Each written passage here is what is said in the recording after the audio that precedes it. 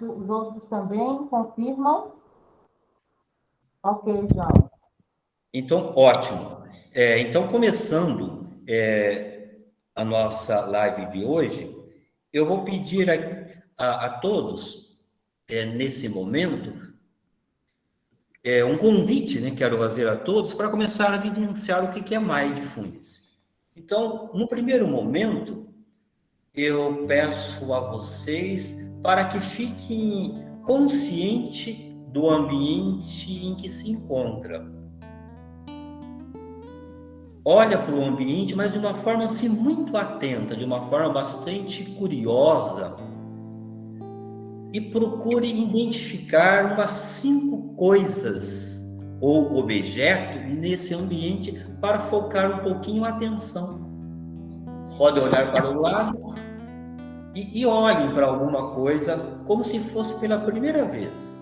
Por um objeto, aqui no caso estou olhando para o ar-condicionado, depois procura um segundo objeto,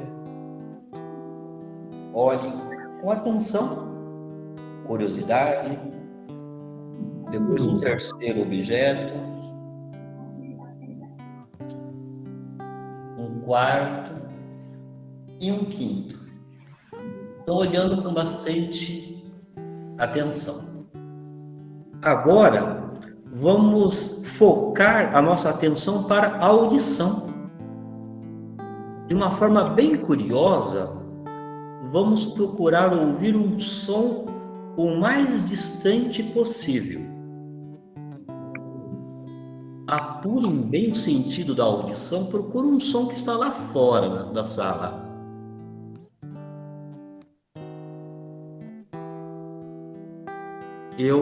Nesse momento, eu consigo ouvir o som, né, do vento. Agora, traga a atenção, busca um som que está mais próximo, que está aqui na sala.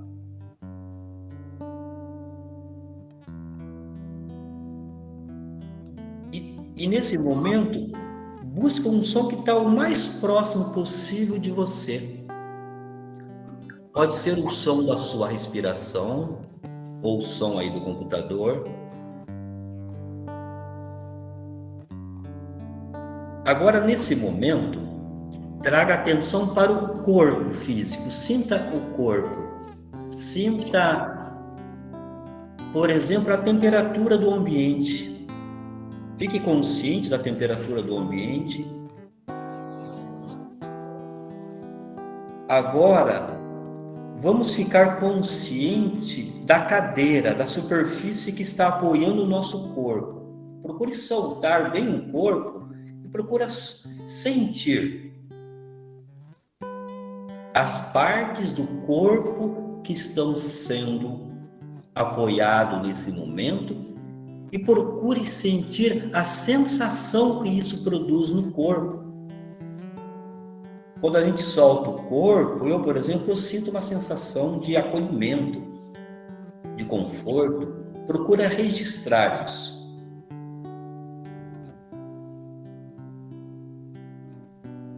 Agora, quem quiser fechar os olhos, pode fechar os olhos, mas quem quiser continuar com os olhos abertos, pode continuar. Leve atenção para a sua respiração. Veja como ela está. Não precisa alterar a respiração, mas fique consciente dela. Ela está rápida ou lenta?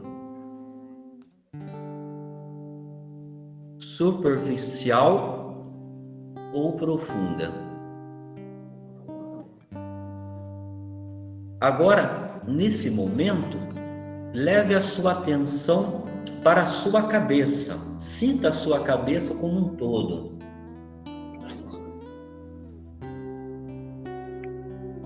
Leva a atenção nesse momento para a testa, com a intenção de soltar, de relaxar a testa.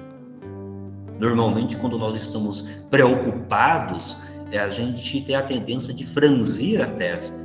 Então procura soltar a testa. Leve atenção agora para o rosto, para a maçã do rosto, o lado direito, o lado esquerdo. Leve atenção para as mandíbulas. E vai sentindo agora o pescoço como um todo. Se alguém quiser tocar o pescoço, pode tocar. Sinta os ombros. Quem quiser pode movimentar os ombros. Normalmente nos ombros estão o peso das nossas responsabilidades, né? Fique consciente da cervical. Quem quiser pode movimentar o ombro, movimentar o pescoço. E leve atenção agora para os braços, braço direito, braço esquerdo. Quem quiser pode esticar os braços. Fique consciente dos dedos. Leve atenção agora para o peito, para a barriga. Vai ficando consciente de cada parte. Se tiver alguma parte tensa, tenha a intenção de relaxar, de soltar. Sinta agora as costas, né? A coluna como um todo. E vai descendo nesse momento a sua atenção para a perna direita, da coxa até os pés. Sinta cada um dos dedos. Pode movimentar o dedão, o dedinho. Solte bem a perna direita.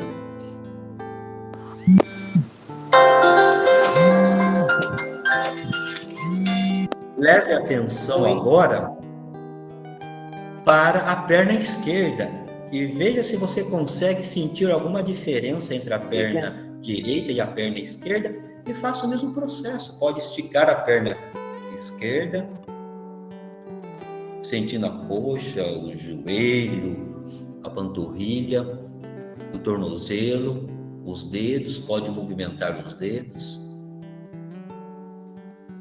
E agora sinta o corpo como um todo.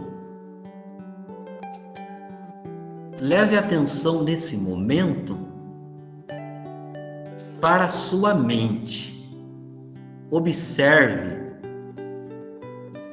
se existe aí algum pensamento. E qual o pensamento que está nesse momento orbitando a mente? Observe esse pensamento. Apenas olhe para ele. Preste atenção nesse momento nas suas emoções. Existe alguma emoção aí? Se não houver nenhuma emoção, apenas a registre como uma emoção neutra. Mas observe se existe alguma expectativa, alguma ansiedade. Nesse momento, volte a sua atenção para a respiração novamente. Note como ela está. E de uma forma intencional, vamos alterar a respiração, fazendo 3 respirações lentas e profundas. Então, inala o ar profundamente, segura um pouquinho e depois exala lentamente. Então, vamos lá.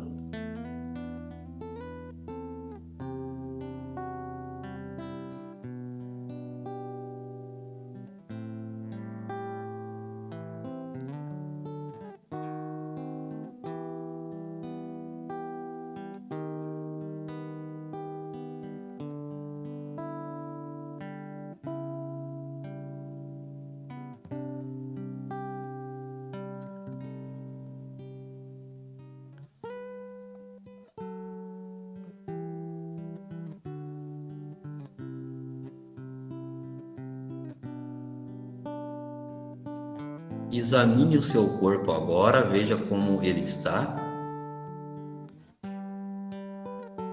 E leve atenção nesse momento para a temperatura do ambiente.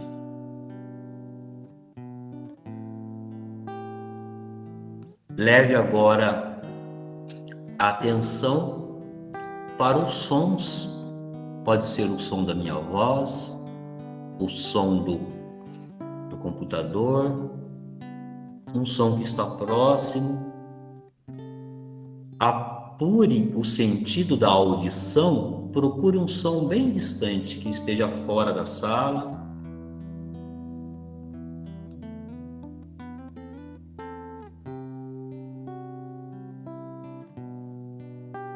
Agora, para quem estiver com os olhos fechados, poderá ir abrindo lentamente os olhos, pode dar uma espreguiçada, uma mexida na cadeira.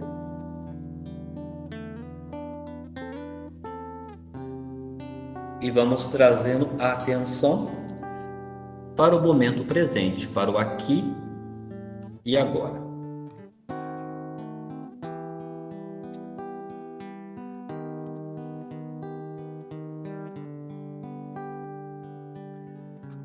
Então, pessoal, começando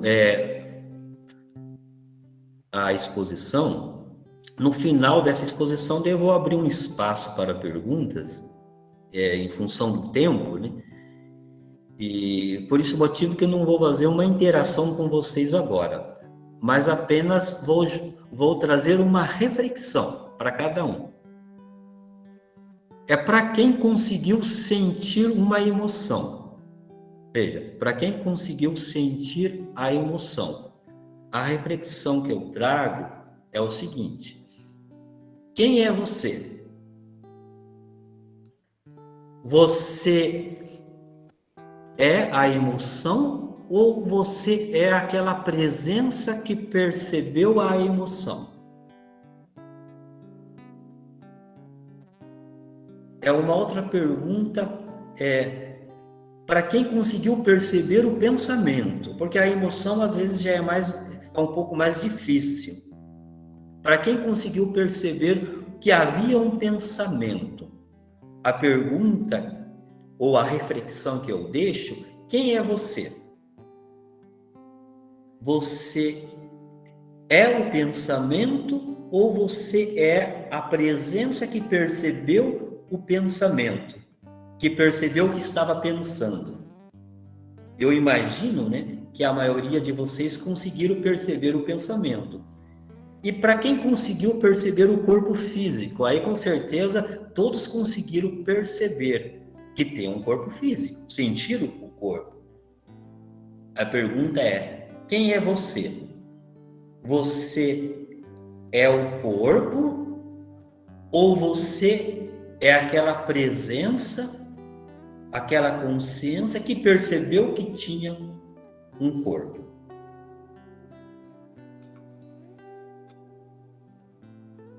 Então agora eu vou dando continuidade, vou mudar de slide. Ociene, mudou o slide para vocês?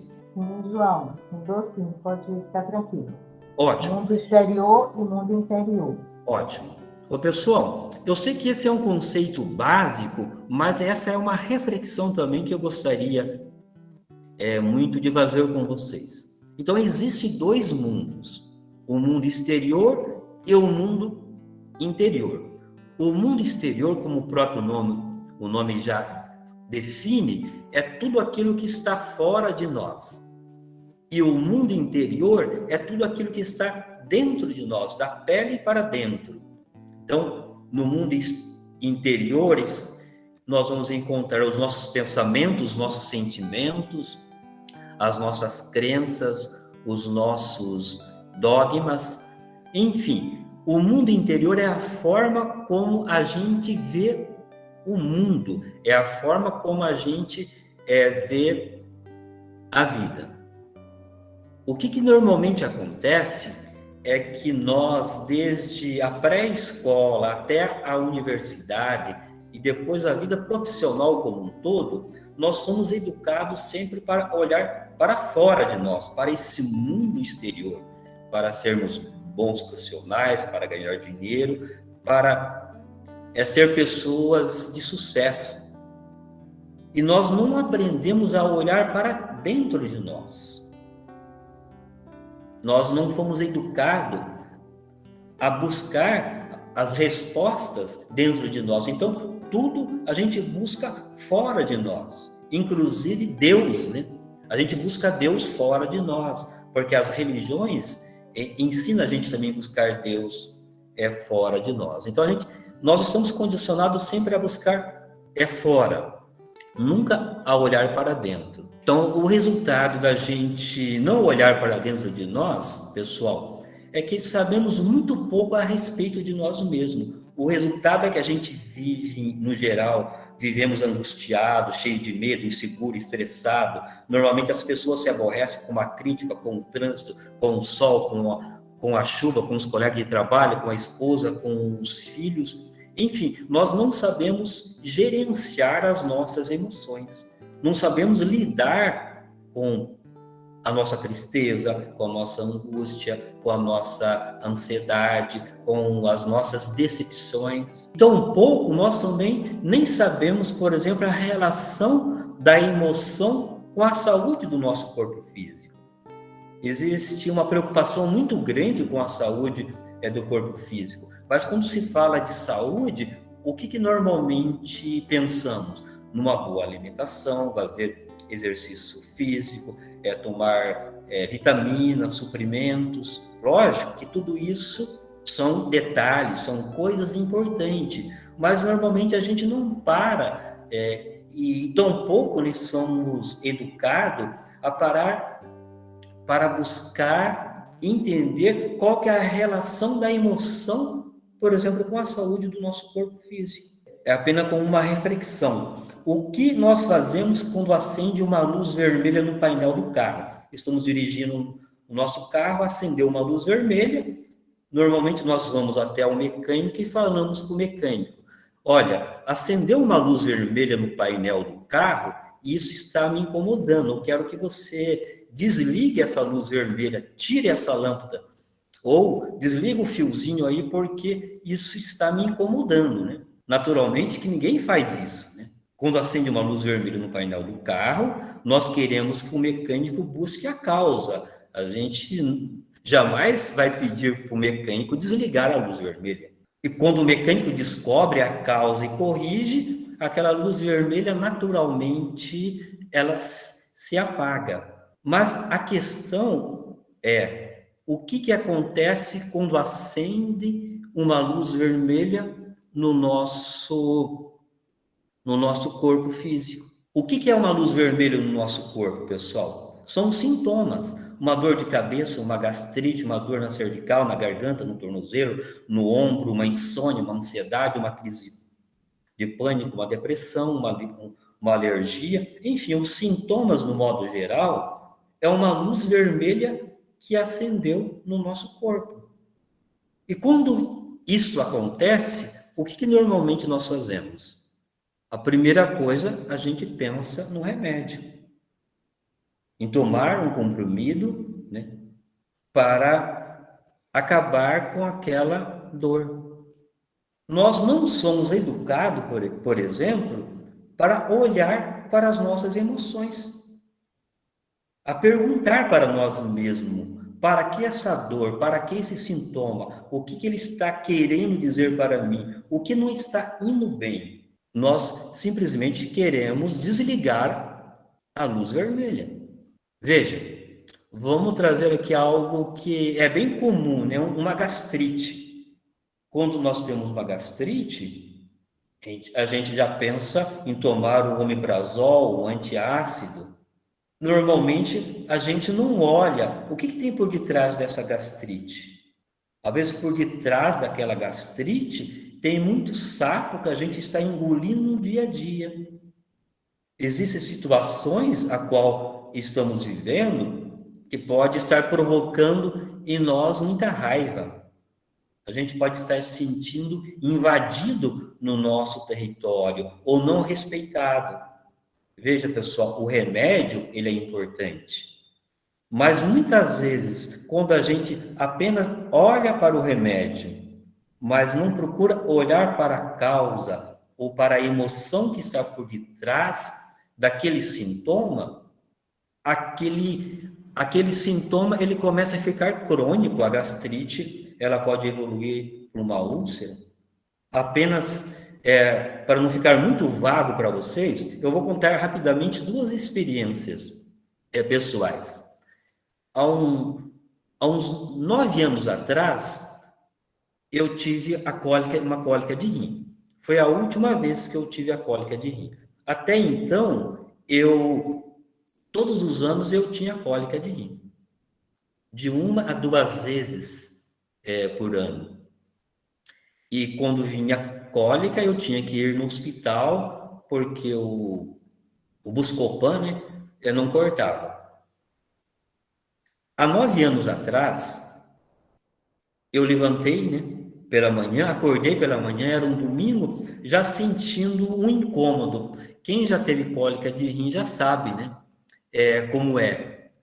Já dá o sinal, eu senti aquele sinal. Então, eu levantei, peguei o Buscopan, coloquei do lado, pensei, bom, não adianta tomar que normalmente não resolve. Mas, na época, eu estava estudando essa questão das terapias, daí eu pensei comigo, vou experimentar uma técnica aqui de acupuntura emocional sem agulha, mas assim, muito cético, né? Muito cético mesmo. Né?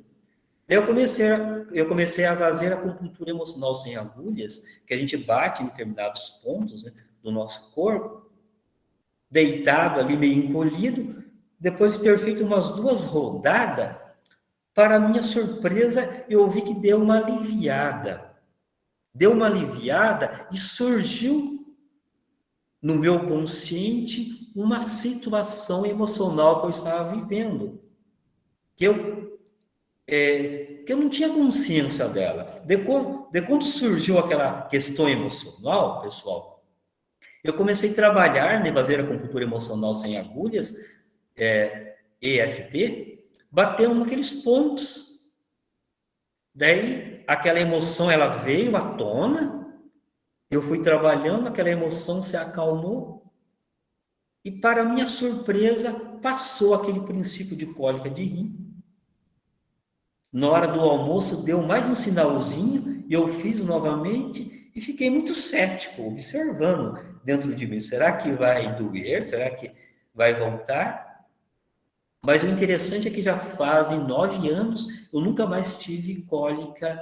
E uma outra experiência também, que foi bastante marcante para mim, a minha esposa chegou do trabalho, na época, eu estava na Embrapa de Jales.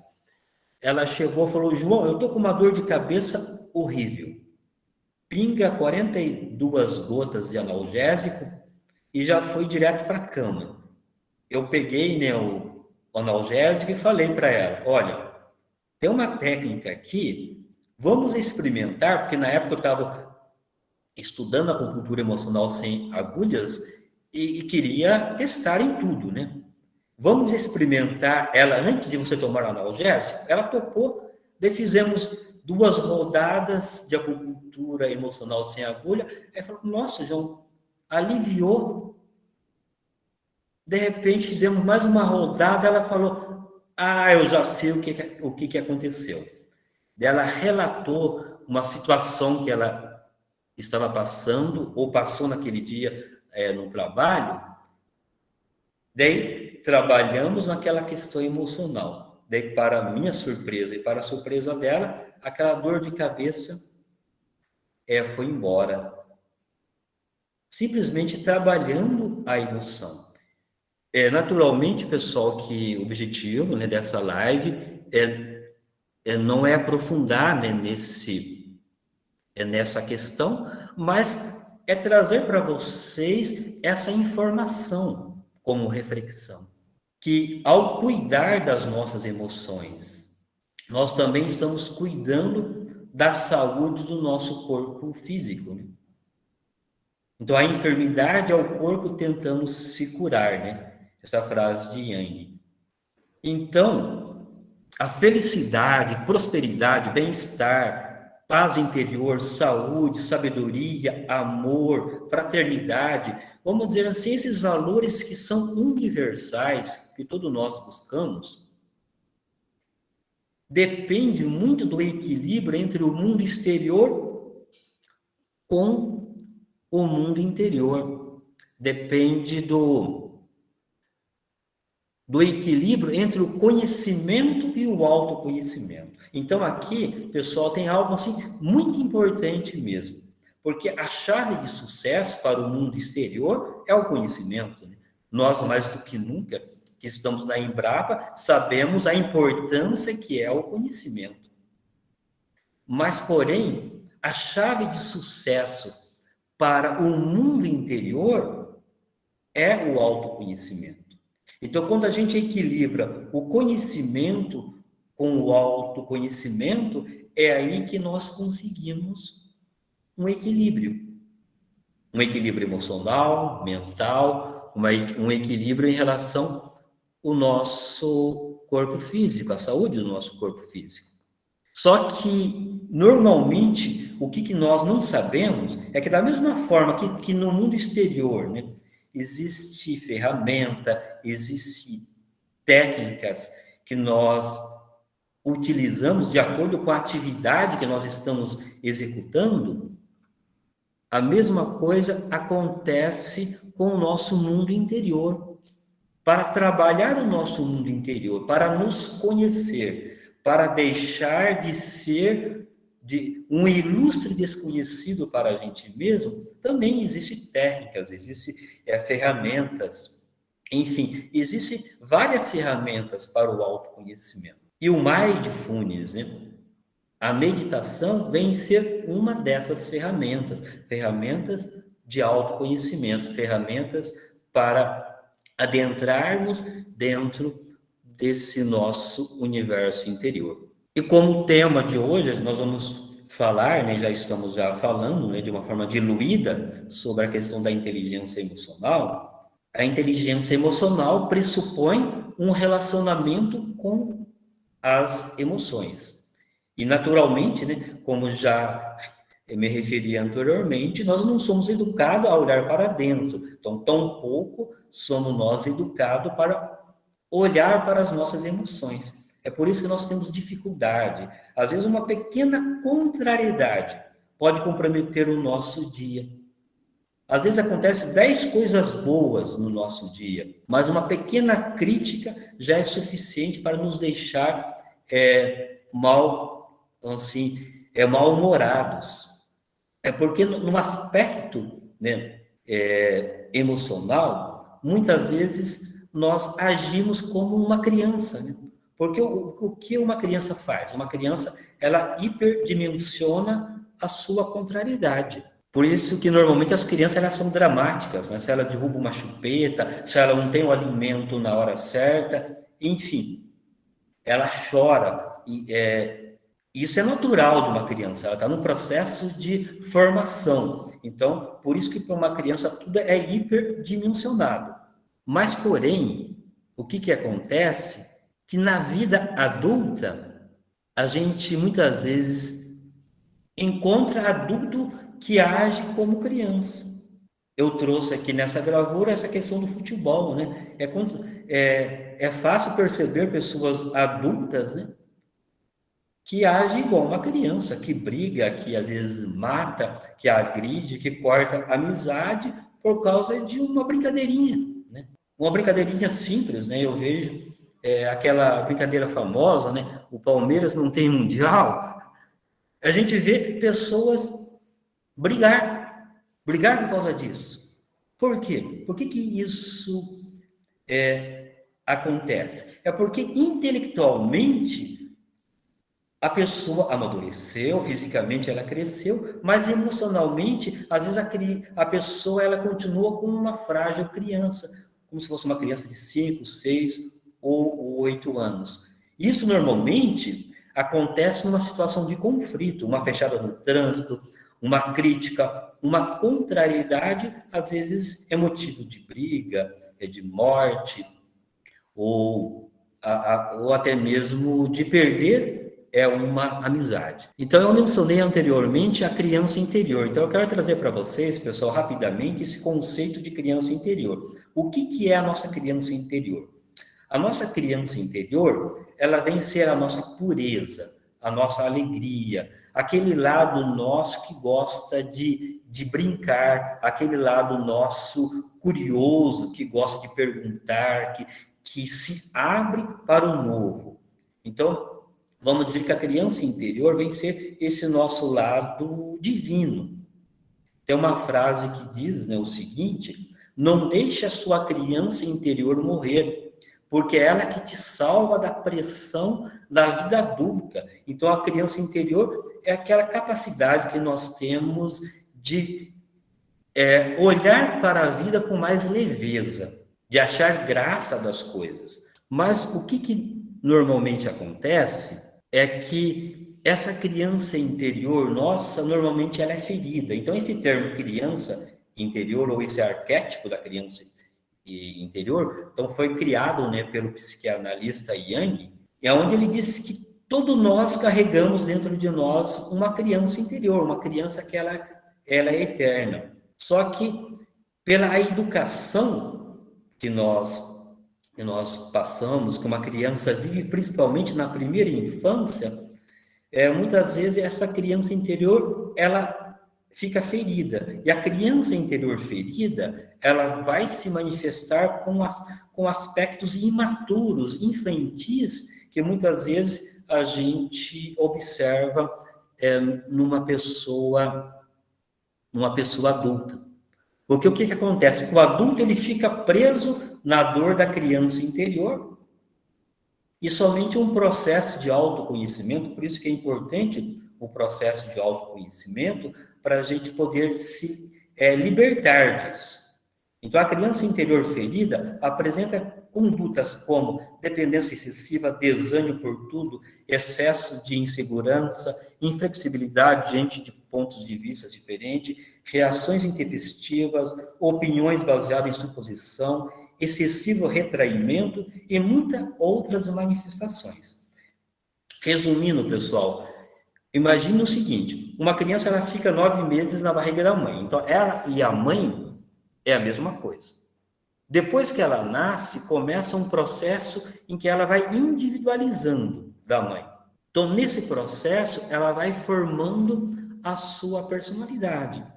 Quando uma criança ela é muito cobrada e ela não recebe, por exemplo, elogio, o que acontece? Vai repercutir num adulto que é muito inseguro, às vezes muito medroso. Uma criança que vamos dizer, na primeira infância, onde vai formando a sua personalidade, para ela conseguir coisas, de repente uma família grande, ela tem que chorar, ela tem que reclamar, daí vai ser aquele adulto que quando ele está muito apurado, ele começa a reclamar, ele começa a chorar demais. Então, tudo isso vai repercutindo. Então, a dor da criança interior são processos não acabados ou vividos em plenitude na infância que impacta o adulto. Então, quando uma criança ela é maltratada e envergonhada, então a sua abertura para o mundo e a sua confiança são prejudicadas. Para que esse tema não fique assim muito no ar, eu vou trazer para vocês também uma experiência pessoal para vocês entenderem essa questão da criança interior e como é importante esse processo de autoconhecimento para desenvolvermos a inteligência emocional. Eu me recordo que quando criança, quando eu entrei, por exemplo, no ginásio, na época, vamos dizer, era a 5ª série, eu tinha muita vontade de perguntar na sala de aula. Só que eu ficava analisando a minha pergunta, daí eu julgava aquela pergunta, eu achava, não, essa pergunta minha aqui não tem nada a ver, não fazia pergunta. Tinha vontade de perguntar e não perguntava. Depois eu fui para o colégio agrícola, Daí, no colégio agrícola, eu comecei a perguntar na sala de aula, mas era um sacrifício, era muito difícil. Eu tinha uma dificuldade muito grande em perguntar. Mesma coisa depois eu entrei na faculdade, eu queria perguntar, mas era difícil perguntar. Depois, quando eu comecei a entrar no campo das terapias integrativas, eu fui estudando isso dentro de mim e fui trabalhando essa questão. Mas, porém, foi num processo de meditação que eu descobri a causa, a origem disso. Veja como é curioso. O meu pai, ele ia na missa e me levava junto. E tinha o padre que ele era amigo da família. Então eu via aquele padre, isso eu tinha em torno de 5, 6 anos na época, no máximo. Eu vi o padre na missa de batina e fora da missa ele estava de roupa normal, comum. Veja, que dúvida que eu tinha na minha cabeça de criança. Eu pensava comigo, será que padre é homem ou é mulher? Porque ora ele está com vestido e ora ele está sem vestido. Até que um dia eu tive a oportunidade de tirar essa dúvida. Meu pai estava fazendo uma romaria para Aparecida do Norte e o padre estava junto. O padre passou perto, eu perguntei, né? Frei Mateus, padre é homem ou é mulher? Quando eu fiz essa pergunta, o ônibus todo virou numa gargalhada só. Mas o padre entendeu e explicou, né, para mim. Mas, porém, como eu estava naquele processo de individualização, veja, dando os primeiros passos na formação da minha personalidade, o que ficou registrado no meu subconsciente? Que perguntar é perigoso. Que a minha pergunta era uma pergunta idiota, que as pessoas iam dar risada de mim. Mesmo sendo adulto, ficou marcado na minha criança interior esse registro que perguntar era perigoso. Então, não foi no processo de meditação que eu compreendi a origem desse trauma. Então, muitos traumas que nós temos na vida adulta, na parte emocional, têm a origem na infância. Por isso que se diz, né, que há crianças feridas escondidas em adultos difíceis. E o interessante, pessoal, é o seguinte: toda vez que há uma reação desproporcional de um adulto frente a uma situação do dia a dia, ele não está respondendo àquela situação em si, ele está reagindo ao passado. É a sua criança interior ferida que está agindo ali, deixando aquele adulto, às vezes, isolado, fazendo birra, não querendo dialogar. Por isso que o processo de autoconhecimento, ele é muito importante. E normalmente essa criança interior ferida, ela se manifesta em situações que nós sentimos ameaçado, não é em situações comuns do dia a dia, né? Então são situações que a gente se sente pressionado, é aí que as pessoas brigam, ofendem, você pede a conta de um emprego no momento errado, bate o carro, atropela alguém, né? São em situações assim extremas em que nós vivemos que se manifesta essa criança interior ferida. Houve em 2012, por exemplo, houve uma campanha Não Age por Impulso, né? Conte até 10. Então, sempre vence quem luta pela paz. Então, essa campanha, para vocês terem uma ideia como que é grave essa questão de agir por impulso, é que havia, na época, né, assim, muitas mortes mesmo, muitas brigas, porque as pessoas agiam por impulso. Por isso que foi feita essa campanha, né, publicitária, com essas estrelas aí do UFC, justamente para chamar a atenção das pessoas dos crimes cometidos, principalmente no trânsito, né? Então, o objetivo da campanha foi sensibilizar a sociedade para a prevenção de homicídios cometidos por impulso, né? Então, esse era o objetivo da campanha. É por isso que que a campanha foi conte até 10. E por que que isso acontece, né? Por que que, vamos dizer assim, no momento extremo, uma pessoa, a gente sente ameaçado? O médico Augusto Cury, ele disse que abre no nosso subconsciente uma janela que ele chama de janela killer. Então, o que que vem ser essas janelas killer?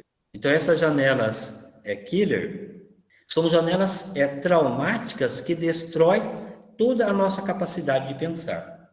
Então, nesse momento, né, então, memórias traumáticas, memórias ruins, né, que alicerça a tristeza, a agressividade e as fobias, isso vem à tona.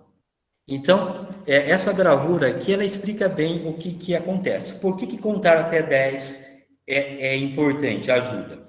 Veja, nós temos o nosso sistema límbico. No momento de alteração emocional, o que predomina a nós é o sistema límbico. Então, o sistema límbico, ele como que ele vai imperar em relação ao córtex pré-frontal. O córtex pré-frontal é o córtex ligado à análise, ao pensamento, né? Lógico, analítico. Então, por que é interessante contar até 10? Porque quando a gente começa a contar, veja, no momento de raiva, você começa a contar 1, 2, 3, 4, 5, a gente vai saindo do cérebro límbico, que fica mais na região central do cérebro, nós vamos ativando o cérebro ou essa região pré-frontal. Só que tem algo, pessoal, muito interessante aqui, tá? É uma técnica, né, que eu trago para vocês, que é a questão da respiração. Porque no momento em que nós estamos alterados emocionalmente, como que fica a nossa respiração? Normalmente ela fica rápida e curta. E nesse momento é ativado em nós o sistema nervoso simpático, que é o sistema do estresse, né? O sistema nervoso simpático nos prepara para a luta ou para a fuga. E quando nós contamos até 10, então a gente ativa essa região. Mas quando a gente respira, veja, quando nós respiramos, nós conseguimos desativar o sistema nervoso simpático e ativar o sistema nervoso parasimpático. Por isso que respire. Quando a gente lembra de respirar, a respiração é uma estratégia muito importante para sairmos daquele sequestro que o sistema límbico faz em relação ao cérebro pré-frontal. Mas, porém, para que a gente lembre de respirar no momento de raiva, no momento de alteração emocional, então é muito importante a gente estar treinando essa respiração. E que respiração que é essa? É a respiração diafragmática. Essa respiração diafragmática, pessoal, ela é muito simples, muito fácil de ser realizada. Eu vou convidar vocês para realizar nesse momento. Então, como faz essa respiração? Ó, coloque uma mão no peito e a outra mão coloque na barriga. Vamos inalar o ar, mas fazendo com que essa mão que está na barriga, ela vai para frente como um balão.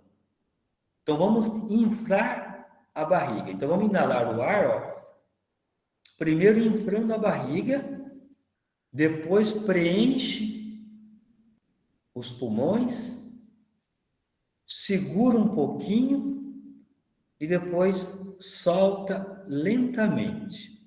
Então vamos fazer por 3 vezes essa respiração. Inala o ar lentamente, levando a barriga para frente. Depois, sinta os pulmões bem preenchidos.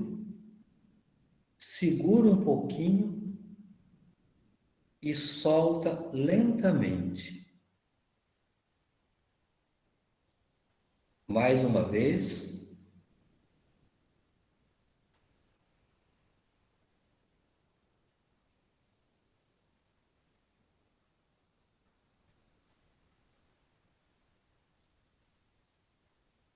mais uma vez.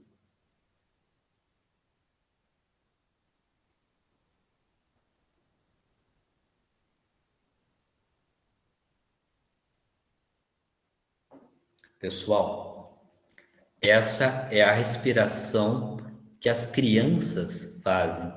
Se vocês olharem para um recém-nascido, pode ver que ela como que respira com a barriga, ela movimenta a barriga. E o interessante é que à medida que a gente vai fazendo essa respiração, nós vamos ativando com o tempo aqueles mesmos circuitos neurais que tínhamos quando criança. Normalmente uma criança, ela não conhece o estresse, ela vive em paz, em calma. Então essa respiração tem o poder de nos acalmar.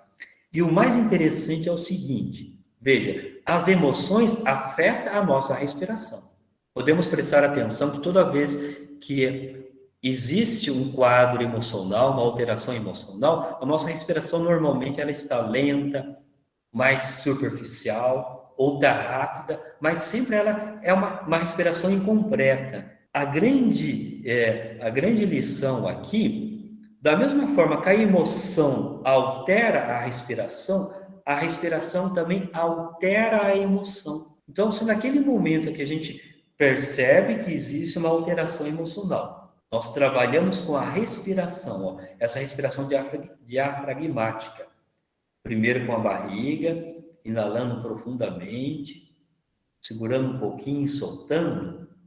A respiração também altera a emoção. Então, esse outro slide aqui, né, mostra essas duas áreas do cérebro, né? O córtex pré-frontal e o sistema límbico, que está ligado às emoções. Porém, tem uma técnica aqui, uma segunda técnica que eu vou entregar para vocês, que é respirar e contar. Porque quando nós respiramos e contamos, o que acontece? Nesse momento, a gente ativa o córtex pré-frontal, né? E saímos do sequestro do sistema límbico. E quando esse contar é acompanhado da respiração, esse desmonte do sequestro do sistema límbico fica muito mais efetivo. Como? Como que nós podemos fazer isso? É muito simples, pessoal. Essa técnica, ela consiste em você respirar e contar até 4. Você vai inalando o ar e vai contando até 4. Daí, segura o ar, conta até 4 e depois você exala mais lentamente, contando até 6. Daí, segura com os pulmões vazios, contando até 4 e repete. Vamos fazer? A respiração pode ser a mesma, aquela respiração que a gente leva a barriga para frente. Então, vai inalando e vai contando. 1, 2, 3, 4. Segura. 1, 2, 3, 4. Exala. 1, 2, 3, 4, 5, 6. Segura. 1, 2, 3, 4. Inala. 1, 2, 3, 4. Segura. 1, 2, 3, 4. Exala. 1, 2, 3, 4, 5, 6. E vai fazendo isso de uma forma sucessiva. Aí combina, né, com a contagem, que a gente ativa o córtex pré-frontal com a respiração. Então, o que vem ser essas respirações? São estratégias que nós vamos utilizar para ir trabalhando a nossa parte emocional.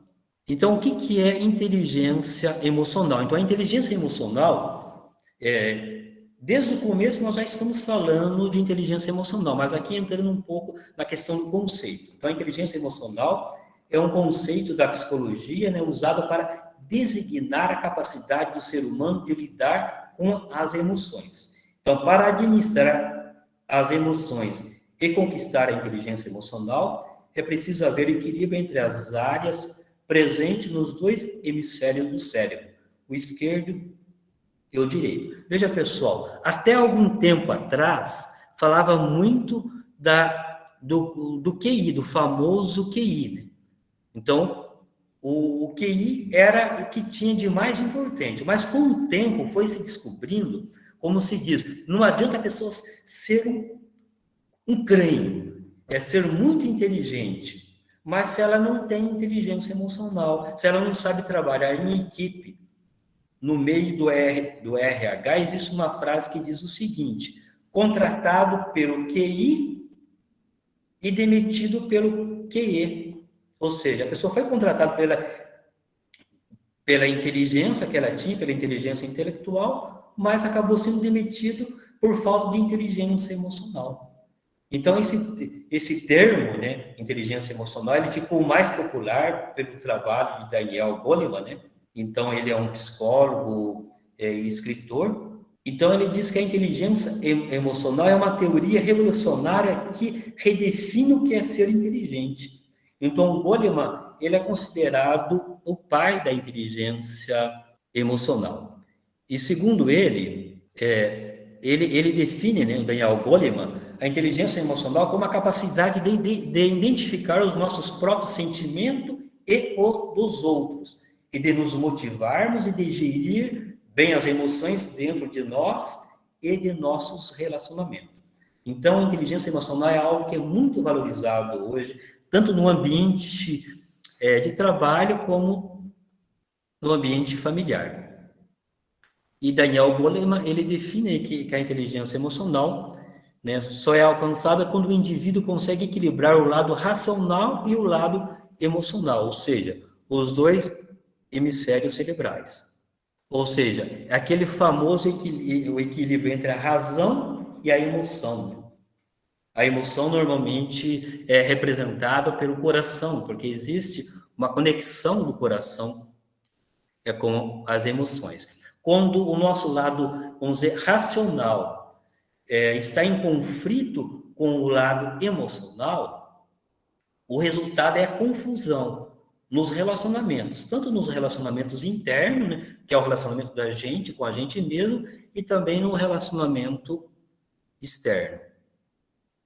Porque razão e emoção têm formas diferentes de perceber e de interpretar o mundo, a circunstância. Isso, pessoal, é fácil da gente compreender, né? Tem pessoas que são mais racionais, mais frias, mais analíticas. Tem pessoas que são mais emocionais. Então, no trabalho em equipe, a gente percebe que cada pessoa tem essa característica, né?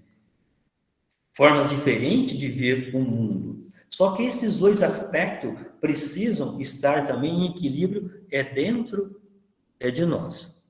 Então, o objetivo, né, ou a forma da gente atingir a inteligência emocional é equilibrando. Então, o QI, né, com o QE, que é o coeficiente de inteligência, com o coeficiente emocional.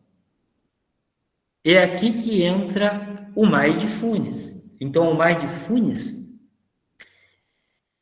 ele é uma forma prática da gente desenvolver essa inteligência emocional. Eu vou ler essa frase de Bruce Lee aqui, talvez aí para vocês pode ser muito pequeno, mas é muito interessante, ó. Então ele diz o seguinte: você continuará sofrendo se tiver uma reação emocional a tudo que é dito a você. O verdadeiro poder é sentar e observar tudo com lógica. Se as palavras controlam você, isso significa que todos podem controlá-lo. Respire e permite que as coisas passem, né? Então, ó, respire e permite que as coisas passem. Então, essa técnica de respiração, então, é uma forma prática da gente ir trabalhando as emoções.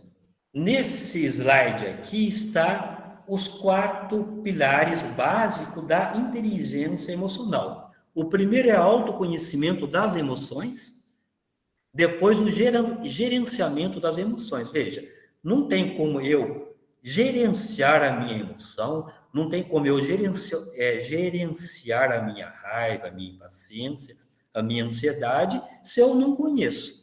Depois vem o reconhecimento das emoções dos outros, porque primeiro eu preciso aprender a reconhecer as minhas emoções para que eu possa reconhecer as emoções dos outros. E depois aprender a lidar com as emoções dos outros. Eu preciso aprender a lidar com as minhas emoções para que eu possa lidar com as emoções dos outros. Então, o autoconhecimento das emoções passa pela autopercepção e autoconsciência do que melhorar. Por exemplo, quando eu não tenho consciência, ao não ter consciência da minha ansiedade, do meu ciúme, da minha insegurança, do meu temperamento, eu vou agir no piloto automático. Mas a partir do momento que eu tenho consciência, eu vou deixando de agir no piloto automático, e a partir daí eu consigo modificar as ações ou comportamentos. Ou seja, eu deixo de levar por impulso, o impulso de interferir, de criticar, de julgar, de controlar. Então, o autoconhecimento das emoções leva à percepção do que melhorar. É a autoconsciência, é através da autoconsciência que eu posso modificar as minhas ações ou comportamento. Por exemplo, eu começo a ter consciência que eu sou uma pessoa ansiosa. Eu começo a estudar essa ansiedade dentro de mim e eu vou percebendo que às vezes eu estou exigindo muito de mim mesmo. Ou que por detrás daquela ansiedade existe um medo de errar, existe um medo de julgamento dos outros, ou que eu estou agindo muito de acordo com a expectativa dos outros. Então, esse é um processo de autoconhecimento. Mas como fazer isso? É nesse sentido que a meditação podemos definir como o crossfit da mente. Uma técnica meditativa, pessoal, é como ir numa academia e treinar. Numa academia a gente treina a parte física, mas quando a gente tira 10 ou 15 minutos para fazer uma meditação, nós estamos treinando a nossa mente, nós estamos treinando o nosso cérebro. E aqui, já entrando na parte prática da meditação, a meditação, ela é muito simples. Veja, na primeira gravura aqui, no caso está à minha esquerda, né? Tem esse balãozinho que representa os nossos pensamentos. Mas como meditar se eu tenho milhares de pensamentos? Né? Como aquele artigo, né, que a Ciene leu no início para nós, a síndrome do pensamento acelerado. Como meditar? Como relacionar com tudo isso? Então, veja, pessoal, a simplicidade da meditação. Para meditar, eu preciso da concentração. A concentração vem ser uma âncora. Em Mindfulness, a âncora que é mais utilizada é a respiração. Então, veja, eu, por exemplo, fecho os olhos e me concentro na minha respiração. E fico ali prestando atenção. De repente, vem uma distração. O que é a distração? A distração é um pensamento. Quando eu percebo o pensamento, é porque naquele momento eu tive consciência da distração. Daí eu vou reorientar a minha atenção para a respiração de novo. Imagina o seguinte, eu estou aqui na minha respiração, daí veio um pensamento, eu tenho que fazer tal coisa, a mente nos leva. Eu percebo que a mente levou, eu observo aquele pensamento e trago a atenção para a respiração de novo. Daí, de repente, vem um outro pensamento, a mente vai indo. Eu percebo que a mente está levando a minha atenção, eu trago a atenção de novo para a respiração. Então, esse processo da mente ir e voltar, imagine como se fosse um movimento numa academia. É o movimento que a gente faz na academia que cria músculo. É esse movimento de perceber a distração e reorientar a atenção que nós criamos o músculo da atenção. Nesse momento, pessoal, por causa aqui do horário, para não estender muito, eu vou convidar vocês para fazer um pequeno treino, para vocês experimentar um pouquinho e entender esse processo. Eu vou convidar, nesse momento, para que vocês fechem os olhos. O fechar os olhos é apenas para diminuir a distração, porque na prática a gente treina a meditação andando, caminhando. Então feche os olhos um pouquinho e preste atenção na respiração. E vejam aonde que é mais fácil de perceber a respiração. Se é mais fácil de perceber no nariz, o ar entrando, o ar saindo, ou se é mais fácil de perceber a respiração no peito, na barriga. De uma forma muito curiosa, preste atenção na respiração, na sensação que a respiração produz no corpo. E nesse momento, eu vou fazer o papel de um pensamento de vocês. Eu vou fazer o papel do pensamento. Preste atenção na respiração. Supermercado, de repente aparece um pensamento assim: eu tenho que passar hoje no supermercado. Veja, quando a gente fala supermercado, vem a recordação do supermercado. Mas nesse momento, supermercado, volte a atenção para a respiração. Traga a respiração de volta.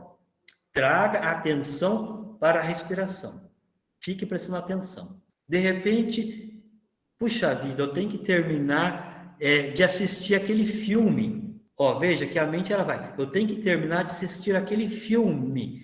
Nesse momento, volta a atenção para a respiração. Isso, presta atenção na respiração. De repente surge um outro pensamento. E eu estou fazendo o papel do pensamento para facilitar para vocês. Eu não posso esquecer que eu tenho que fechar o ponto. Veja, fechar o ponto. Então, isso vem um pensamento. Eu posso viajar nesse pensamento. Nossa, mas eu tenho que inserir aquela justificativa. O pensamento ele vai viajando. Mas nesse momento, você percebe a distração, volte a atenção para a respiração de novo. Isso. Agora, fique prestando atenção na mente, na emoção. Puxa vida, eu tenho que marcar aquela viagem. Quando eu falo a palavra viagem, a gente pode navegar nessa distração, mas volte a atenção para a respiração novamente. Perfeito?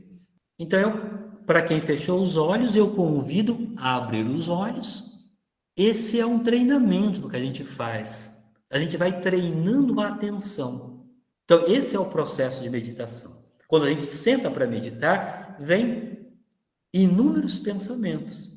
Mas, porém, o importante é se dar conta, e para quem percebeu o pensamento agora, percebeu que tinha um pensamento, ou para quem está percebendo que tem um pensamento, que tem algo analisando na mente, é apenas uma reflexão. Se a voz na sua cabeça é você, quem é aquele que está ouvindo? Quem é você? Você é o pensamento ou você é aquela presença que percebe o pensamento? O que normalmente, pessoal, acontece é que nós reagimos por impulso. O que é reagir por impulso? Os pensamentos, os sentimentos vêm e nós reagimos, ou seja, a gente não tem um intervalo entre nós e o pensamento. A maior parte das vezes, nós agimos no piloto automático. Vem um pensamento, aquele pensamento para nós é como se fosse a última verdade do universo. O que a meditação traz é isso, uma autopercepção dos pensamentos, ou seja, a gente começa a ter um distanciamento dos pensamentos e sentimentos. E quando começa a haver um intervalo entre o observador e aquele pensamento, nós começamos, então, a não agir por impulso. Então, essa, vamos dizer, é a grande vantagem, da meditação. Por exemplo, quando eu começo a ter autoconsciência dos pensamentos, eu vou percebendo, se os pensamentos e sentimentos vão e vêm, eles não são reais. É a partir desse distanciamento dos pensamentos e sentimentos é que nós conseguimos, então, gerenciar as nossas emoções. É a partir daí que nós vamos percebendo, se os pensamentos, e sentimentos não são, vamos dizer assim, reais, se eles vão e vêm, nós vamos perceber que eu tenho escolha. Eu tenho escolha, eu escolho fazer algo diferente com essa ansiedade, com esse medo, com esse ciúme, com essa insegurança. Então, a meditação, uma técnica meditativa, na prática, nos leva a nos separar um pouco dos pensamentos, dos sentimentos, é a partir daí que a gente começa na prática a gerenciar tanto as nossas emoções, a partir dessa percepção, e também a se relacionar melhor com as emoções dos outros. A gente começa a perceber que eu tenho escolhas. Eu tenho escolha e escolho fazer algo diferente com essa ansiedade, com esse medo, com esse ciúme, com essa insegurança. É dessa forma que nós saímos da reação automática e vamos para a ação consciente, porque deixamos de agir por impulso, né? Então, esse é um processo muito bonito que a meditação nos traz, né? Essa percepção dos pensamentos e do sentimento. E esse distanciamento vai nos dando, pouco a pouco, um relacionamento consciente com as emoções. Porque uma coisa é, eu estou triste, outra coisa é, eu sou triste. Quando eu percebo que eu estou triste, eu percebo a tristeza, então eu consigo me relacionar com essa tristeza. Mas quando eu sou triste, quando a tristeza toma conta de mim, eu vou sofrer com aquela tristeza. Uma coisa, pessoal, é perceber que eu estou irritado. Eu estou sentindo uma irritação muito grande agora. Então, eu respiro, eu percebo a irritação, mas, porém, eu não sou ela. Eu escolho o que fazer em relação a ela. Outra coisa é eu estar irritado e no piloto automático eu vou agir a partir daquela irritação. Mesma coisa acontece com a insegurança, com a ansiedade, enfim. A meditação vai nos levando um relacionamento saudável com as emoções, sem ser atrapalhado por elas. O processo meditativo é isso. É por isso que a meditação, no modo geral, é bastante efetiva, ajuda muito em casos de ansiedade, depressão, fobia, compulsão, mas também ajuda muito nas questões diárias, porque nós vamos tendo essa consciência, nós vamos aprendendo a desenvolver essa âncora de estar dentro de nós mesmos. E a meditação, a prática meditativa, ela ajuda a desenvolver, né, o córtex pré-frontal, né? Ela aumenta a atividade nessa região e diminui, né, e tem um efeito inibitório, principalmente na amígdala, né, que é uma parte do cérebro que está ligado às emoções negativas. Então, pessoal, a prática meditativa é uma forma prática de equilibrar, né, o QE com o QI, né? Ou seja, atingir um equilíbrio mental e emocional, né? A inteligência emocional.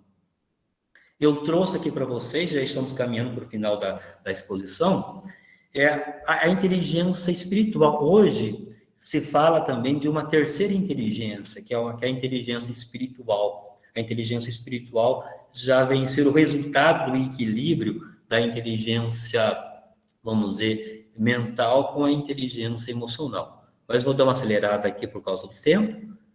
E nesse contexto, vamos entrar na definição de mindfulness. Então, desde o começo, quando estou falando da meditação, então eu já abordei esse aspecto prático de mindfulness. Mas em termo conceitual, o que é mindfulness? Mindfulness é a habilidade de manter a atenção à experiência do presente instante, de uma maneira aberta e sem julgamento. Veja, o mindfulness, nesse momento, estamos atentos, prestando atenção de uma forma aberta, de uma forma curiosa, nós estamos em estado de mindfulness. Mindfulness também pode ser definido como a consciência ou estado mental que surge ao se prestar atenção de forma intencional a experiência ou fenômeno presente, sem julgar, criticar ou reagir a ela. Ou seja, quando a gente presta atenção, veja, nesse momento, ó, eu presto atenção, eu percebo meus pensamentos, eu percebo os meus sentimentos, estou atento no que está ocorrendo nesse momento. Então, essa percepção, essa consciência, esse estado mental que surge nesse momento, isso é mindfulness. Então, o mindfulness, né, esse termo ele vem do inglês, é mais conhecido no Brasil por atenção plena.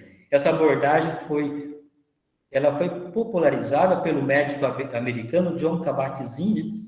Então, resumindo esse slide, o que John Kabat-Zinn fez? O John Kabat-Zinn, ele conhecia o processo meditativo, mas ele teve, assim, a felicidade de pegar, vamos dizer, a parte técnica da meditação e deixar de lado aspectos, assim, mais filosóficos e mais religioso, e trouxe apenas a parte técnica e desenvolveu um programa de redução de estresse baseado em mindfulness. Então, ele criou, assim, um protocolo. E esse protocolo que ele criou, né? Então, John Kabat-Zinn, então, é professor emérito de medicina, então ele trouxe o mindfulness para o conhecimento da medicina e da sociedade, ele distanciou o mindfulness, né, da religião e desenvolveu o primeiro programa, né, baseado em mindfulness para redução de estresse. E esse trabalho dele, pessoal, foi assim, fundamental para popularizar o mindfulness. Aqui, por exemplo, na década de 81, por exemplo, não havia nenhum trabalho, nenhuma publicação, por exemplo, voltado para a área de meditação ou de mindfulness. E em 2016, por exemplo, houve 667 trabalhos. E nesse gráfico de baixo, eu fiz uma pesquisa no PubMed, para vocês terem uma ideia, e encontrei aqui no PubMed, procurando, né, por meditação mindfulness, então encontrei em si 3.049 resultados, né, de trabalho, de experiência, de observação científica a respeito de mindfulness. Então, a partir do trabalho de John Kabat-Zinn, ele teve, vamos dizer, essa esperteza, né? Isso fez com que a ciência estudasse o mindfulness e isso permitiu que o mindfulness crescesse, né? Principalmente nas grandes empresas. Hoje, muitas empresas, né, já têm um programa de redução de estresse baseado em meditação. E também, o que é fantástico são os resultados que existem em relação à saúde do corpo físico. Então, hoje existem, né, muitos estudos. Eu vou ler rapidamente esse slide aqui, que é uma boa reflexão, para vocês entenderem o alcance da meditação. Imagine se tivesse uma caixa de remédio com 30 comprimidos e que custasse X reais. E que se você tomasse um comprimido por dia e que esse comprimido tivesse evidência científica ou efeito comprovado por inúmeros estudos para diminuir a depressão, ansiedade, controlar o estresse, controlar a hipertensão arterial, ajudar no tratamento da esclerose múltipla, HIV, câncer, ajudar no tratamento de doenças renal crônica, ajudar quem tem insônia, ajudar a exercer o controle sobre os seus instintos e impulsos, um controle maior sobre si mesmo, ajudar a sua atenção, aprendizado, memória, envelhecimento com mais saúde, reduzir a atrofia cerebral, ajudar a formar novos hábitos, melhorar seu sistema imunológico, aumentar a quantidade de neurônios em regiões envolvidas ao comportamento, aprendizado e concentração, na regulação emocional, aumento dos hormônios da felicidade e inibição dos hormônios do estresse, ajudar na flexibilidade de formar novos hábitos, na percepção de si mesmo e dos outros. Imagine se você tomasse esse comprimido e você tivesse a possibilidade de ter esses benefícios sem praticamente efeitos colaterais, né? A pergunta é, você tomaria? Então, a boa notícia é que não é a medicação, mas sim a meditação. Então, todos esses benefícios já são relatados, assim, em pesquisas, né? Científica, mostrando o valor, né, da gente colocar a meditação no dia a dia. Mas, para finalizar, pessoal, essa apresentação, eu diria que o valor mais importante de Mindfulness é nos ajudar a viver o momento presente. Porque se nós olharmos para a nossa vida como um todo, normalmente a nossa mente ou ela está no passado ou no futuro. Então nós vivemos grande parte da nossa vida ou preocupado, né, com o passado, com aquilo que já aconteceu, ou ansioso em relação ao futuro. Mas, porém, a vida, ela acontece no aqui e agora. A vida, ela se processa nesse momento. O Mindfulness, a técnica de meditação, ela nos ajuda a aprender a viver o momento presente, a nos conectar com a gente mesmo, a nos conectar com as outras pessoas, a nos conectar com o mundo. O Mindfulness nos ajuda, é um treinamento, ou a meditação como um todo, é um treinamento que nos ajuda a aprender a estar aonde que a vida acontece. E a vida não acontece no passado, a vida não acontece no futuro. Às vezes nós passamos a vida toda, né, sempre nos projetando para o futuro. Quando eu me formar, quando eu terminar a faculdade, quando eu passar naquele concurso, depois a gente começa a trabalhar, a gente não vê a hora de chegar ao final de semana, não vê a hora de chegar às férias, tem pessoas que não vê a hora de se aposentar, mas espera aí, mas aonde que a vida está acontecendo? A vida não está lá, a vida está aqui agora. Isso é algo que não tem preço. O valor da meditação, quando a gente se conecta com a gente mesmo, é algo que não dá para descrever. Eu, particularmente, eu pratico, né, a meditação, o Mindfulness, não é por causa desses benefícios. Esses benefícios são ótimos, mas é justamente para o bem-estar, para um estado de felicidade que Mindfulness ou que a meditação nos traz. E para alcançar os seus objetivos, né, no caso, no programa de Mindfulness, o Mindfulness ele tem um programa de 8 semanas, que são 8 encontros, né, um encontro por semana, onde normalmente se conversa sobre um tema e aprende uma ou duas técnicas. Aqui, pessoal, tem algumas indicações. Depois, quem quiser, eu posso compartilhar essa apresentação. Quem quiser aprofundar mais sobre o tema. Existem daí alguns aplicativos, né, que vocês encontram aí pela internet, que ajuda a meditar. E gratidão, pessoal, pela atenção de vocês. Eu procurei dar uma acelerada, porque eu vi que o tempo foi passando, né? Já vi aqui, né? E eu gostaria de ter aberto antes para pergunta, mas em todo caso, aí se alguém tiver alguma pergunta, algum questionamento, alguma colocação, pode ficar à vontade. João, meu querido, diz que tem 4 emoções, as mais saudáveis da mente, que estão ligadas ao mindfulness, que é a gentileza, o perdão, a curiosidade e a gratidão. Nós expressamos a nossa gratidão aqui a você por estar conosco nessa tarde, compartilhando técnicas, compartilhando o teu tempo, a gentileza de compartilhar o teu tempo, o teu conhecimento a respeito dessas técnicas, para que a gente possa exercitar, colocar em prática e ter uma qualidade de vida melhor, não somente no pessoal, mas no profissional também. E aqui, desde já, eu gostaria de convidar, isso está acontecendo porque tem um grupo de pessoas que fazem parte do projeto Cultivando o Bem-Estar, o João já conhece, eu queria convidá-los para abrir as câmeras, que tem se preocupado com essa parte da saúde emocional dos nossos colegas, né, dos empregados das nossas unidades. Estão aqui essas pessoas, cadê vocês, meninos? E a gente, enquanto eles vão abrindo aí as câmeras, a gente, de antemão, estamos nos despedindo de agosto com essa programação fantástica, né, sobre inteligência emocional, autoconhecimento, mindfulness.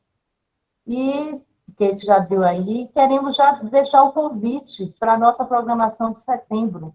Setembro é o Setembro Amarelo, né? Nós temos a campanha de Setembro Amarelo, que é um combate à questão do suicídio. Hoje mesmo, aqui na nossa cidade, nós tivemos um jovem, ontem, hoje foi, infelizmente, sepultamento, que se suicidou com apenas 17 anos. Então, são temas que a gente precisa estar trazendo à tona, né? No dia 22 de setembro, nós estaremos falando de um outro mal que tem acometido a profissionais, que é a síndrome de Burnout. 22 de setembro, vocês estejam ligados aí na programação.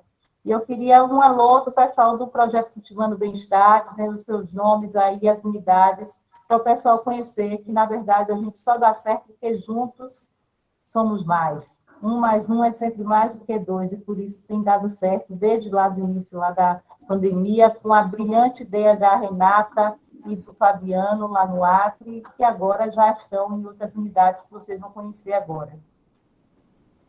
E aí, pessoal, quem é que está aí do Cultivando Bem-Estar? Fala o nome, a unidade, dá um alô para o pessoal. Oi, pessoal, eu sou Silvia Balazini, da unidade Embrapa Meio Ambiente. E o projeto é maravilhoso, eu agradeço, muita gratidão por participar e muita gratidão por essa palestra fantástica, viu, João? Fiquei muito admirada pelo assunto, achei muito profundo e acho que a gente pode conhecer até mais em algum momento aí seguinte. Agradeço, viu? Parabéns. Um abraço para todos vocês aí. Gratidão, Silvia. Obrigada. Temos a Kate. Vamos aí, pessoal. Gente, boa tarde. Muito bom estar com vocês, João. A gente ficou com vontade de quero mais. Já falei para a Tiene que se der para fazer umas oficinas para a gente só agradece, viu? Porque essa questão da respiração é tudo, né? E essa nossa correria toda hora querendo fazer uma coisa e outra, eu sou hiperativa, eu acho. Quero fazer tudo ao mesmo tempo. A respiração fica em terceiro, quarto, quinto. Mas a gente precisa realmente treinar, né? E fazer disso um hábito. Como você falou, aos poucos a gente vai adquirindo. Eu sou da Embrapa Meio Ambiente e a gente participa aí com a Renata, o Fabiano, que começaram o projeto Cultivando Bem-Estar, aí junto com as outras 6 unidades, acho que são 7, né, ao todo, e é muito bacana a gente estar junto fazendo mais esse evento, né? E setembro vai ter mais, né? Mais coisas sobre vida, sobre qualidade de vida, para que a gente tenha um setembro cada vez mais amarelo, cheio de vida como o girassol. Então, aguardem. O Fabiano, que é o idealizador junto com a Renata, abriu aqui, levantou a mão, mas antes, o Rômulo, Fabiano, antes de você falar, ele disse, em suma, a meditação, no sentido mais profundo, nos possibilita conhecer e reconhecer, olhando para o nosso interior, que não somos o corpo, não somos a mente e que não somos os nossos sentidos, e sim que somos alma. A meditação nos possibilita conhecer o nosso eu verdadeiro e conectar com Deus. Que lindo, Rômulo. Que bom você ter compartilhado conosco. Rômulo é aqui da Embrapa Mandioca de Cultura, João. Bacana. Esse é um aspecto, né, muito bacana, né, de Mindfulness que eu vejo. O Mindfulness, apesar de John Kabat-Zinn ter separado aquela parte, não sei, filosófica ou religiosa, ela trouxe mais a parte técnica mesmo, mas eu vejo que o Mindfulness nos leva naturalmente essa conexão com a nossa alma, né? com o divino, né? Sem rótulos religioso ou espiritual, mas essa é uma das meditações que eu mais gosto de fazer, que eu faço pela manhã, é uma conexão, é uma meditação para me conectar com o divino. Isso me traz muita paz, muita inspiração. É bacana essa colocação aí. Beleza. Fabiano, juntamente com Renata, ele já levantou a mão e Renata já conseguiu abrir a câmera aí. Esses são os idealizadores do projeto Cultivando Bem-Estar. Nossa gratidão a esses dois. Tem uma frase que diz que sonho que se sonha só é só um sonho, mas sonho que se sonha junto é realidade. E a gente tem visto desabrochar desse projeto por causa desses dois. Fabiano, com você. Depois Renatinha já está aí também. Oi, gente. Desculpa não abrir a câmera porque eu estou dirigindo, mas parei aqui para falar com vocês. Na verdade, a gente gostaria de agradecer, né, principalmente por vocês terem comprado aí a ideia de quando a gente começou o projeto. O João já é a segunda participação aí com a gente, né? E aí, né, a gente já viu naquela primeira vez o quão é importante a questão da respiração, da meditação. E aí a gente, né, a Ciene fez essa ponte aí novamente para trazê-lo, né, esse ano. Eu já ouvi ele falando desse programa aí de 8 semanas, eu já acho que a gente poderia, né, convidá-lo aí para fazer alguma ação aí com as várias unidades, a gente aproveitar essas ferramentas agora que a gente tem online, a gente se unir. Lembrando, né, só eu vou colocar aqui a minha experiência. Esse ano eu voltei, na verdade, a praticar yoga, mesmo, né, aí presencialmente, e estou fazendo também a meditação Kundalini, e em poucos meses, faz acho que uns 3, 4 meses que eu comecei, eu já sinto assim muita diferença na minha vida, muita. Eu sou uma pessoa bem agitada, tenho 10 milhões de pensamentos ao mesmo tempo. E como a gente vai vendo que a respiração, a gente, na verdade, esquece, né, de ter consciência da respiração. E o quanto o saber respirar nos auxilia em várias coisas, né, tanto de saúde quanto em tomadas de decisões, da gente deixar também de se estressar ou de dar atenção para determinada coisa, determinado problema e colocar atenção em outras coisas que podem trazer muitos mais benefícios para a gente, né? Eu até esses tempos fiz uma prática aí de 40 dias, fazendo uma meditação também, guiada, foi super legal, adorei a prática que eu fiz e quero continuar, né? Então, essa aí é praticamente uma das primeiras ações que a gente está retomando aí, né, nesse ano. Agradecer às meninas pelo empenho, eu dei até uma sumida esses tempos, porque eu estou com muito trabalho aqui na unidade. Mas, com certeza, aí como a Ciene colocou, a união faz a força, que a gente vai conseguir tocar o projeto, muito mais unidades vão participar. E é isso, gente. Grato por tudo e, se precisar, estamos aqui. Gratidão a você, Fabi. Renatinha. Oi, pessoal, boa tarde. Obrigada pela participação de todos, né? Muito obrigada, João, por estar aqui conosco mais uma vez. Foi muito bom. Hoje eu consegui fazer um pouquinho dos momentos aí de reflexão aqui no SGP, né? Se não é brincadeira, toda hora entra gente e sai gente. Meu colega de Vonzil, que eu estou vendo aqui com a câmera aberta também. Foi o primeiro a entrar, viu? Foi o primeiríssimo. Muito bom ter vocês aqui. Pessoal, né? Outras pessoas também da pesca que estão aqui. Um abraço para o pessoal do Acre. E assim, só mesmo para agradecer mais uma vez esse momento, se preparem para a nossa programação, né, do próximo mês, agora de setembro, dia 22, já marquem aí nas agendas, a gente vai fazer um novo momento. Vamos falar de burnout, já para deixar o tema aqui, né, para avisar. Sim. Então, no dia 22, às 15 horas, estão todos convidados a participar mais uma vez conosco aqui do Cultivando Bem-Estar. Grande abraço para todos e é um prazer sempre estar com vocês. Prazerzão nosso. Paulo Evaristo, levantou a mão. Palavra com você, Paulo. Tá, obrigado. Eu parei tudo de, poxa, esse assunto é interessante, né? Eu sou bem ansioso nas coisas, preocupado. Um dia eu li que depressão é excesso de passado, ansiedade é excesso de futuro. Eu achei muito interessante. Eu vivo no futuro ruim, né? Negativo. Gostei muito da apresentação e eu queria fazer uma sugestão. Eu contei há pouco, tinham 14 homens e 53 pessoas, dá 26%, por aí. Onde eu faço Pilates, são 7 alunos, só eu de homem. Você passa nesses programas aqui em Sete Lagoas, eu trabalho na Embrapa de Souza, tinha um programa de praça, ginástica na praça, é só mulher. Então, fica uma sugestão de tema, um dia para ver isso. Como é que o homem não se cuida, a gente não se cuida, os pais nossos piores ainda, entendeu? A gente não vai no médico, é um negócio impressionante isso.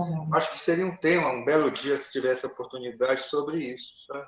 Sim, sim. Então, Paulo? muito obrigado, ajuda muito. Vou fazer, como é que é? Contar até 10, agora eu vou contar 4 e 6. Ô, Paulo, isso vem a culminar com o que o pessoal estava falando aqui nos bastidores, e que o Cláudio também, ele botou aqui no chat. João, você consegue organizar um grupo de meditação aí na Embrapa de Londrina? Tem alguma sugestão de como ampliarmos o número de colegas que aderem ao Mindfulness?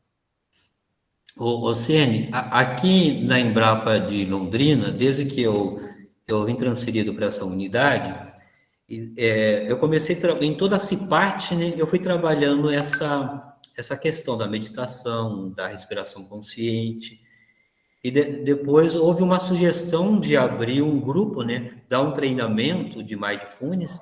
Então fizemos esse programa por 3 anos seguidos. Depois veio a pandemia, daí nós paramos e ficamos com um grupo no WhatsApp, né?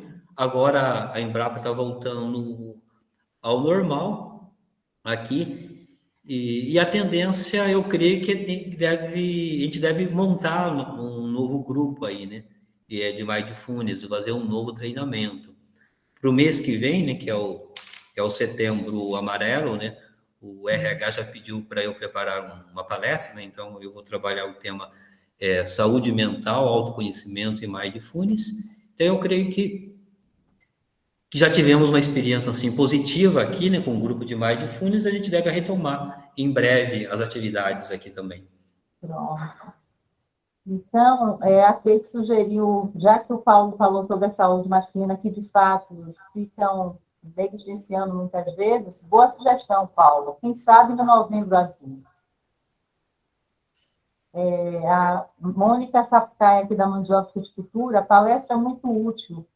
Há tempo de nos corrigirmos, percebermos a harmonia em que vivemos e praticarmos mindfulness para encontrarmos mais paz. Olha aí. Você disse já, João, que vai compartilhar a apresentação, porque o Rodolfo está interessado, eu vi que no final tinha slides com sugestões de livros, né? E aí, sim. Eu posso compartilhar a apresentação, e eu também tenho um canal no YouTube, né?